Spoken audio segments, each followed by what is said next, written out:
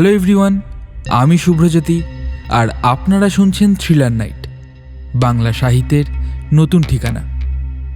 আজ আমাদের নিবেদন শ্রদ্ধেয় সাহিত্যিক শ্রী বিভূতিভূষণ বন্দ্যোপাধ্যায়ের লেখা ছোট গল্প মায়া। গল্প পাঠে আজ রয়েছি আমি, এবং অন্যান্য চরিত্রে রয়েছে দ্রোণবীর, শুভজিৎ এবং রূপঙ্কর। তাহলে শুরু করা যাক।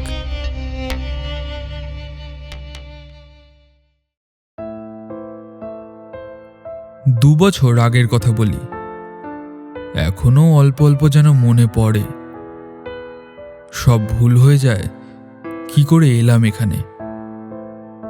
বগুড়া থেকে রাস্তা চলে গেল সিদ্রানির দিকে, চলি সেই রাস্তা ধরেই।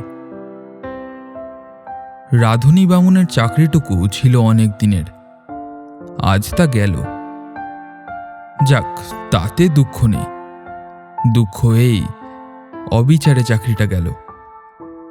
ঘি চুরি আমি করিনি, কে করেছে আমি জানিও না, অথচ বাবুদের বিচারে আমি দোষী সাব্যস্ত হলাম।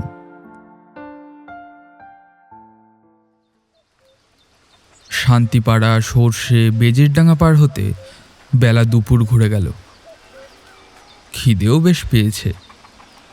জোয়ান বয়স, হাতে সামান্য কিছু পয়সা থাকলেও খাবারের দোকান এ পর্যন্ত এইসব অজপাড়া গায়ে চোখে পড়ল না। রাস্তার এক জায়গায় ভারী চমৎকার একটা পুকুর। স্নান করতে আমি চিরকালই ভালোবাসি। পুকুরের ভাঙা ঘাটে কাপড় নামিয়ে রেখে জলে নামলাম। জলে অনেক পানা শ্যাওলা, সেগুলো সরিয়ে পরিষ্কার জলে প্রাণ ভরে ডুব দিলাম। বৈশাখের শেষ, গরমও বেশ পড়েছে। স্নান করে সত্যি ভারী তৃপ্তি হলো। পুকুরের ধারে একটা তেঁতুল গাছের ডালে ভিজে জামা কাপড় রোদে দিলাম। শরীর ঠান্ডা হলো, কিন্তু পেট সমানে জ্বলছে। এ সময় কোনো বনের ফল নেই, যেদিকেই চাই চোখে তো পড়ে না। এমন সময় দেখলাম একজন বুড়ো লোক পুকুরটাতে নাইতে আসছে। আমাকে দেখে বলল, বাড়ি কোথায়? আমি বললাম, আগে আমি গরিব ব্রাহ্মণ, চাকরি খুঁজে বেড়াচ্ছি। আপাতত বড় খিদে পেয়েছে, খাবো কোথায়, আপনি কি সন্ধান দিতে পারেন? রোশো, নেনি, সব ঠিক করে দিচ্ছি।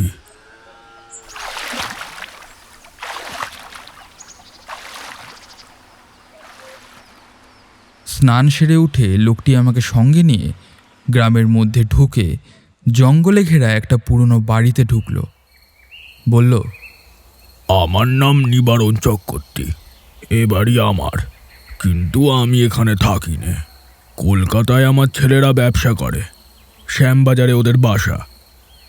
এত বড় বাড়ি পড়ে আছে, আর এখানে মাত্র 3খানা ঘরে আমরা থাকি। কি কষ্ট বলো দেখি। আমি মাসে মাসে একবার আসি, বাড়ি দেখাশোনা করি। ছেলেরা ম্যালেরিয়ার ভয়ে আসতে চায় না। মস্ত বড় বাগান আছে বাড়ির পেছনে, তাতে সব রকম ফলের গাছ আছে, 12 ভূতে খায়। এই তুমি এখানে থাকবে? বললাম, থাকতে পারি। কি কাজ করতে?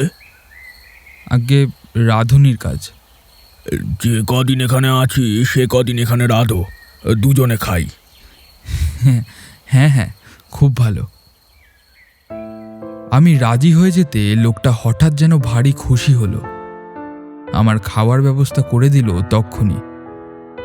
খাওয়া দাওয়ার পরে আমাকে একটা পুরনো মাদুর আর একটা মোটা তাকিয়া বালিশ দিয়ে বলল, বিশ্রাম করো। পথ হেঁটে বড় ক্লান্ত হয়ে পড়েছিলাম। ঘুমিয়ে যখন উঠলাম, বেলা তখন নেই।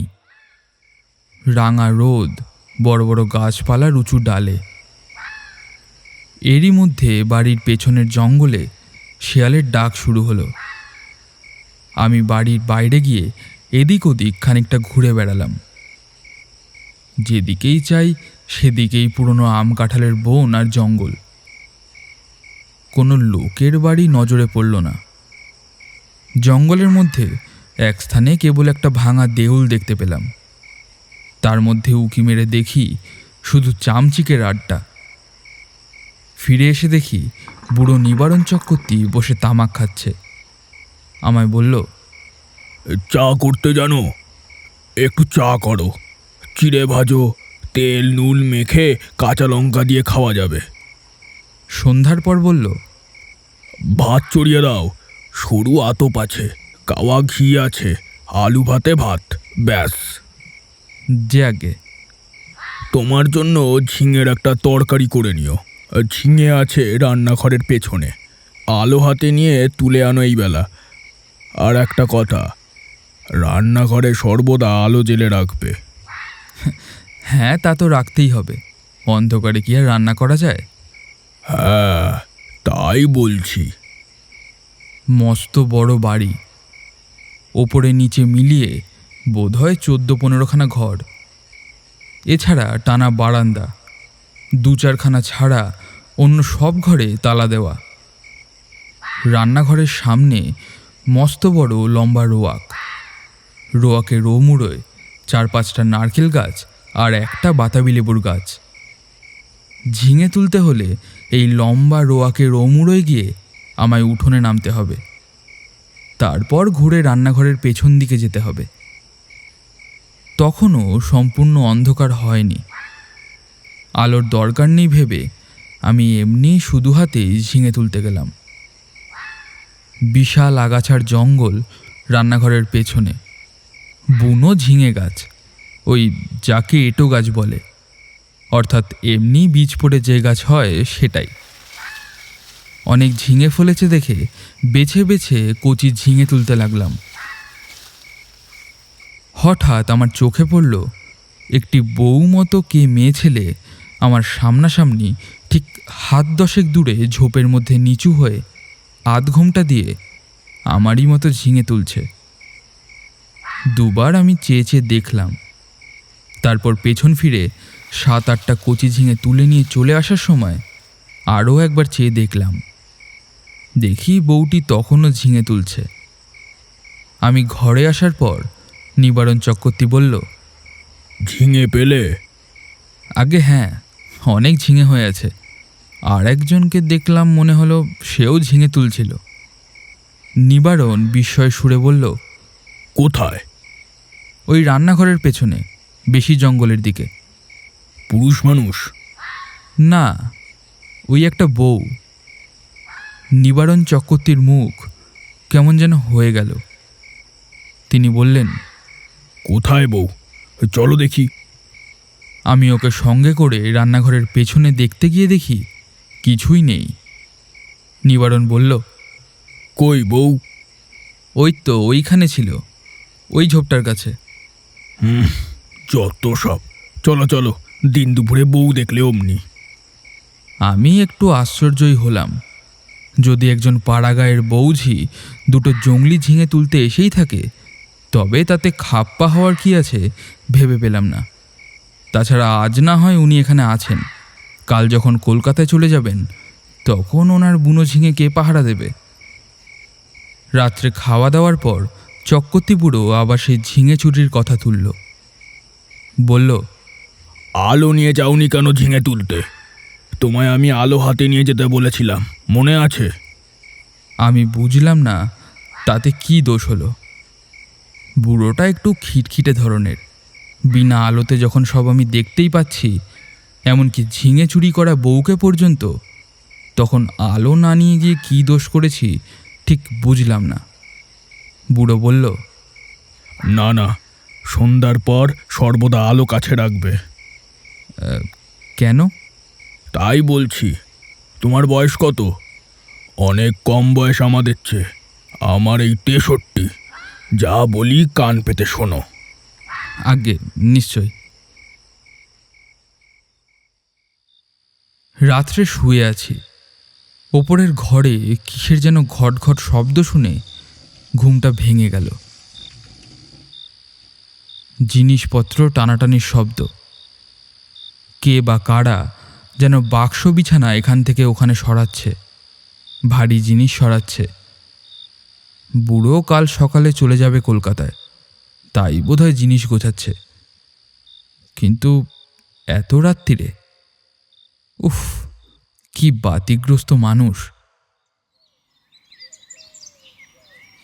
সকালে উঠে বুড়োকে বলতেই বুড়ো অবাক হয়ে বলল, আমি? হ্যাঁ, অনেক রাতে। ও হ্যাঁ, না মানে হ্যাঁ, ঠিক ঠিক ঠিক। আমাকে বললেই হতো, আমি গুছিয়ে দিতাম। চক্রবর্তী বুড়ো আর কিছু না বলে চুপ করে গেল। বেলা 9টার মধ্যে আমি ডাল ভাত আর ঝিঙে ভাজা রান্না করলাম। খেয়ে দিয়ে পোটলা বেঁধে সে রওনা হলো কলকাতায়। যাওয়ার সময় বারবার বলে গেল, নিজের ঘরের লোকের মতো থেকো ঠাকুর। পেয়ারা আছে, আম আছে, কাঁঠাল আছে, উৎকৃষ্ট পেঁপে আছে, তরি তরকারি পোতো। আমার খাস জমি পড়ে আছে 3 বিঘা, ভদ্রাসন হলো 1.5 বিঘের ওপর। লোক অভাবে জঙ্গল হয়ে পড়ে আছে। খাটো, তরি তরকারি উৎপন্ন করো, খাও, বেচো। তোমার নিজের বাড়ি ভাববে, দেখাশোনা করো, থাকো, ভাবনা নেই। আর একটা কথা, কত লোকে ভাঙচি দেবে, কারোর কথা শুনো না যেন। বাড়ি দেখাশোনা যেমন করবে, নিজের মতো থাকবে, কোনো কথায় কান দেবে না। গাছের ফল ফুলারি তুমিও খাবে। 2টো ঘর খোলা রইল তোমার জন্য।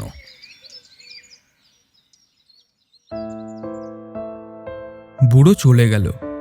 আমাকে যেন একেবারে আকাশে তুলে দিয়ে গেল। আরে, এত বড় বাড়ির বড় বড় 2খানা ঘর আমার ব্যবহারের জন্য রয়েছে। তাছাড়া বারান্দা, রান্নাঘর, রোয়াক তো আছেই। বাড়িতে পাতকুয়ো আছে, জলেরও কষ্ট নেই। শুকনো কাঠ যথেষ্ট, কাঠেরও কষ্ট নেই। 10টা টাকা আগাম দিয়ে গিয়েছে বুড়ো। প্রায় আধমন টাক সরু আতপ চালও আছে। গাছ ভরা আম আর কাঁঠাল। বিকেলের দিকে তেল নুন কিনবো বলে মুদির দোকান খুঁজতে বেরোলাম। বাপরে, কি বন জঙ্গল গাখানার ভেতরে! আর এদের যেখানে বাড়ি, তার ত্রিসীমানায় কি কোনো লোকালয় নেই? জঙ্গল ভেঙে সুড়িপথ ধরে প্রায় আধ মাইল যাওয়ার পর একজন লোকের সঙ্গে দেখা হলো।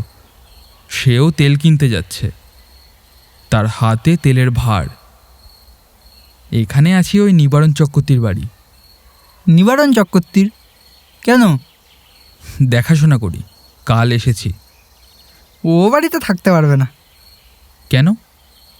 এই বলে দিলাম, দেখে নিও। কত লোক ও বাড়িতে এলো গেল, ওরা নিজেরাই থাকতে পারে না, তো অন্য লোক। ও বাড়ির ছেলে বউয়েরা কোশমিনকালেও ও বাড়িতে আসে না। কেন? তা জানি না। ও বড় ভয়ানক বাড়ি। তুমি বিদেশি লোক, তাই সাবধান করলাম। আর কিছু না বলে লোকটা চলে গেল। আমি দোকান খুঁজে জিনিস কিনে বাড়ি ফিরলাম। তখন বিকেল গড়িয়ে গিয়ে সন্ধ্যা নামছে। দূর থেকে জঙ্গলের মধ্যেকার পুরনো উঁচু দোতলা বাড়িখানা দেখে আমার বুকের ভেতরটা যেন ছ্যাঁত করে উঠল। সত্যি, বাড়িখানার চেহারা কীরকম যেন। ও যেন একটা জীবন্ত জীব, আমার মতো ক্ষুদ্র লোককে যেন গিলে ফেলার জন্য হাত বাড়িয়ে এগিয়ে আসছে। অমন্তর ওর চেহারা কেন? ও কিছু না, ওই লোকটা আমার মন খারাপ করার জন্য দায়ী। আমি যখন তেল নুন কিনতে যাই, তখন আমার মনে দিব্যি ফুর্তি ছিল। হঠাৎ এমন হওয়ার কারণ হচ্ছে ওই লোকটার ভয় দেখানো কথাবার্তা। চক্রবর্তী বুড়ো তো বলেই গিয়েছে, কত লোক কত কথা বলবে, কারোর কথায় যেন কান না দিই। গাছপালার ফল ফুলুরি গায়ের লোক চুরি করে খায় কি না? বাড়িতে একজন পাহারাদার বসালে লুটপাট করে খাওয়ায় ব্যাঘাত হয়, সেই জন্যই ভয় দেখানো। যেমন ওই বউটি কাল সন্ধেবেলা ঝিঙে চুরি করছিল। অনেক দিন হয়ে গেল এমন আরামে থাকিনি। বিনা খাটুনিতে পয়সা রোজগারের এমন সুযোগ জীবনে কখনো ঘটেওনি। নিজের জন্য শুধু 2টো রান্না, মিটে গেল কাজ। সকাল সকালে রান্না সেরে নিয়ে নিচের বড় রোয়াকে বসে আপন মনে গান গাইতে লাগলাম। এত বড় বাড়ির আমি মালিক, কারোর কিছু বলার নেই আমাকে, যা খুশি করব। হঠাৎ ভয়ঙ্কর আশ্চর্য হয়ে গেলাম। দোতলার নালির মুখ দিয়ে পড়তে লাগলো জল। যেমন ওপরের বারান্দা থেকেও হাত পা ধুলে জল পড়ে, বেশ মোটা ধারে জল পড়তে লাগলো। তখনই আমি উঠে রোয়াকের ধারে দাঁড়িয়ে দোতলার বারান্দার দিকে চেয়ে দেখলাম, তখনও জল পড়ছে সেই মোটা ধারায়। ওপরের সিঁড়ির দরজায় তালা দেওয়া, চাবি চক্রবর্তী মশাই নিয়ে গিয়েছেন, সুতরাং দোতলায় যাওয়ার কোনো উপায় আমার নেই। এই জল কোথা থেকে পড়ছে? মিনিট 10 পড়ার পর জলের ধারা বন্ধ হয়ে গেল। আমার মনে হলো চক্রবর্তী মশাই বোধহয় কোনো কলসি বা ঘড়াতে জল রেখে দিয়েছিলেন। সেই কলসি কিভাবে উল্টে পড়ে গিয়ে থাকবে? নিশ্চয়ই তাই, তাছাড়া জল আসবে কোথা থেকে? একটু পরে গিয়ে শুয়ে পড়লাম। আলো নিভিয়ে শুয়ে পড়ার সঙ্গে সঙ্গে আমার চোখে ঘুম জড়িয়ে এলো। অনেক রাত্রে একবার ঘুম ভেঙে গেল। জানলা দিয়ে সুন্দর জ্যোৎস্না এসে পড়েছে বিছানায়। কি একটা ফুলের গন্ধ যেন আসছে, বেশ সুবাস ফুলের। কি ফুল? ঘুমের ঘরেই ভাবছি, এমন কোনো সুগন্ধওয়ালা ফুল তো বাড়ির কাছাকাছি দেখিনি। তড়াক করে লাফিয়ে উঠলাম। ও কি, জানালার সামনে দিয়ে একটা বউ চলে গেল রোয়াক বেয়ে। হ্যাঁ, স্পষ্ট দেখেছি, ভুল হওয়ার নয়। আমি তক্ষুনি উঠে দরজা খুলে রোয়াকে গিয়ে দাঁড়ালাম। রোয়াকে দাঁড়াতেই দুটো জিনিস আমার কাছে স্পষ্ট হলো।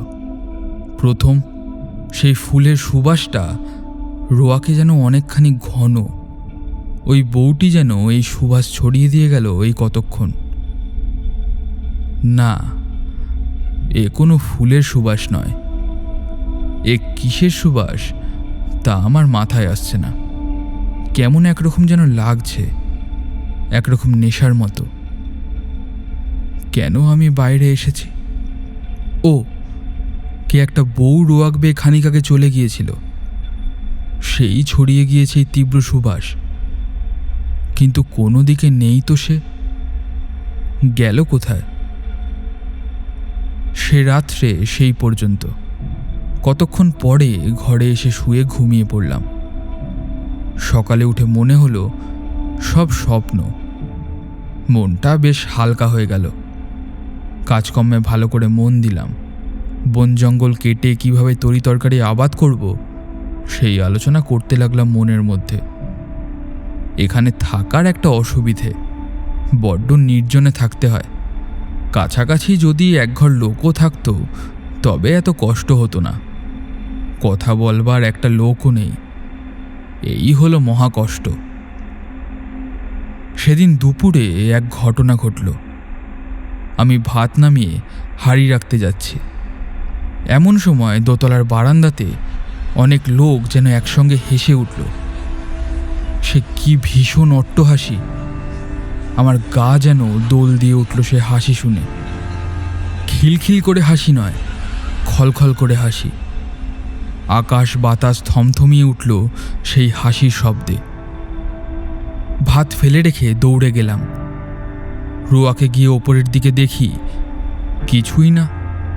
নিচের জানালা যেমন বন্ধ, ওপরের ঘরের সারবন্দি জানালা তেমনই বন্ধ।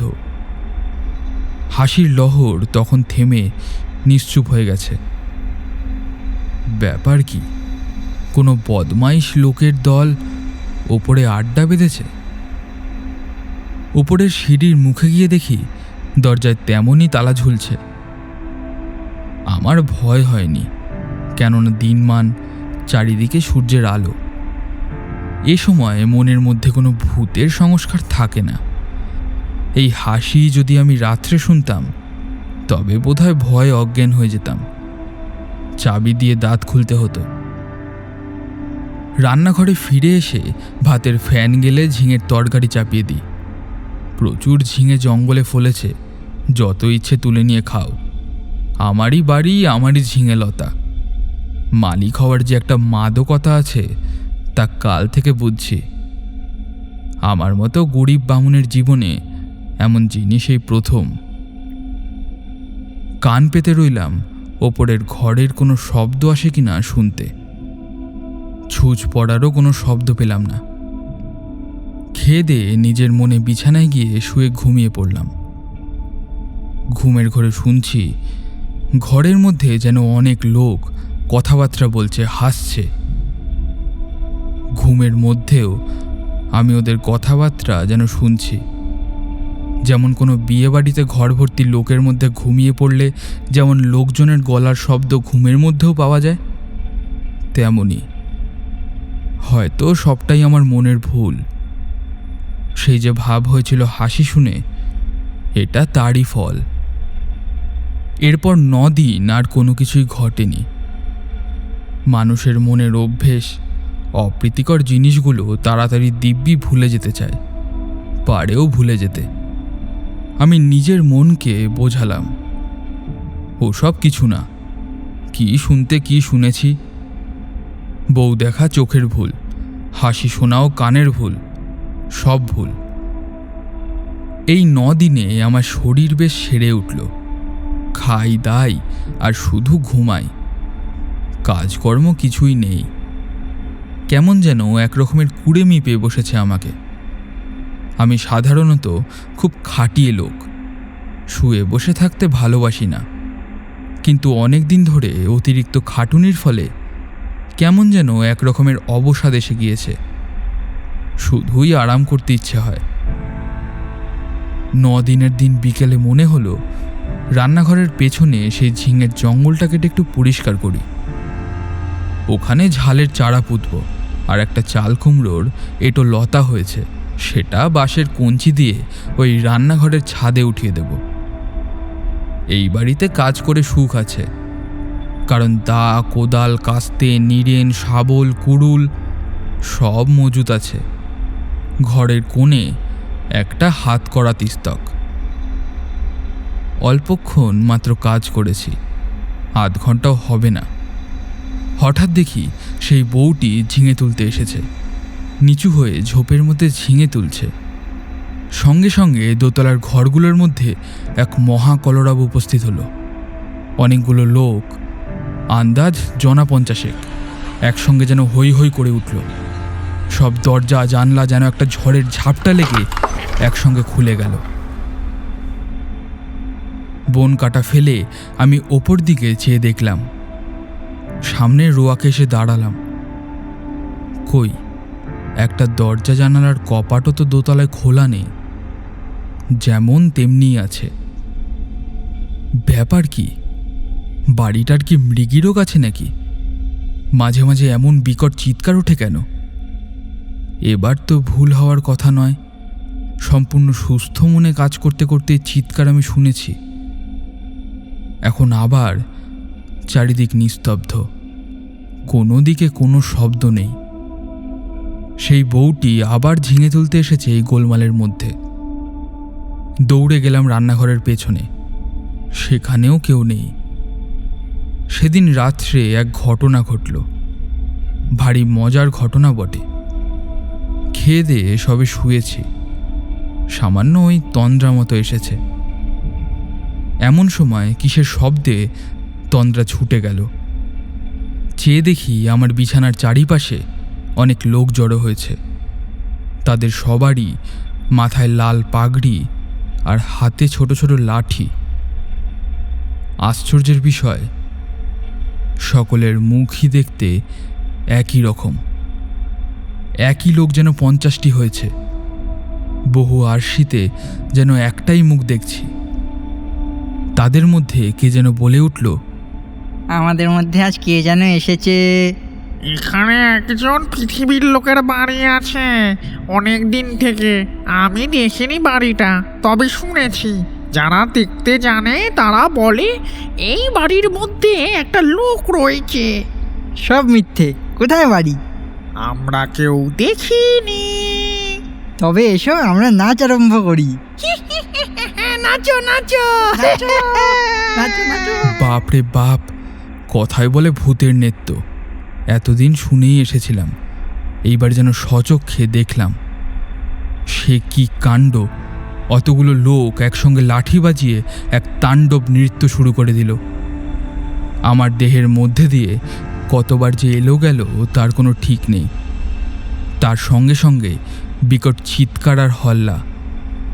আমার বিছানা বা আমার কোনো অংশ তারা স্পর্শও করল না।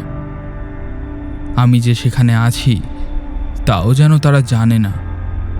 তাদের হুঙ্কার আর ভৈরব নৃত্যে আমি জ্ঞান শূন্য হয়ে গেলাম।